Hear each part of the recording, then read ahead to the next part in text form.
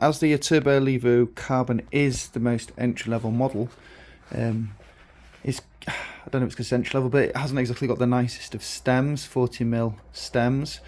I don't know if you can see on the video, but it does look a bit like bodge job because the actual spacers overhang, so it doesn't look particularly aesthetically great. I'm surprised, you know, they've done that, and then the top cap's pretty hideous, pretty ugly anyway, especially when you're spending like even, you know, £4 on a bike.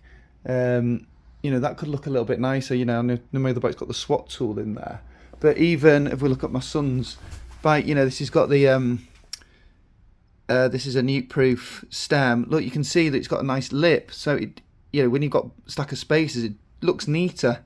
So due to that, I thought I like the length of the stem, 40mm, and P&W have got a nice little stealth black stem in the sale at the minute. It's reduced from 70 quid to 38 quid delivered. Quite a cool little funky stem, and that's obviously going to look a bit neater. There's something quite cool. So the stem, I'll just let you know if you're looking for a cheap stem. It's the RST 35B, and it's version 3. It's, like I say, quite a cool little stem. One thing I do really like about it, especially for the price, reduced from 70 quid, is you do get a funky little adapter. So this little thing here fits into the front, and what it means, you can mount a GoPro or you can mount a light off the front, and you can obviously angle it up and down in that groove. So that's quite a cool little thing. I've not seen that before on a stem. Quite nice little graphics on the side. Obviously it gives you your torque settings, which is quite nice to have. They do it in 31.9mm and also 35 fat bar. So this is a fat bar, so I'm gonna switch them out. I think it just looks a bit nicer. You know, you can't see these milled holes. It's just a bit. So for 38 quid, if you're looking for a relatively cheap stem, it's not the lightest. I wouldn't say it was particularly heavy, but you know, if you're looking for a nicest cheap stem in like a stealth black, you can't really go wrong with it. I didn't actually realise until taking the Specialized stem off how quite nasty it is.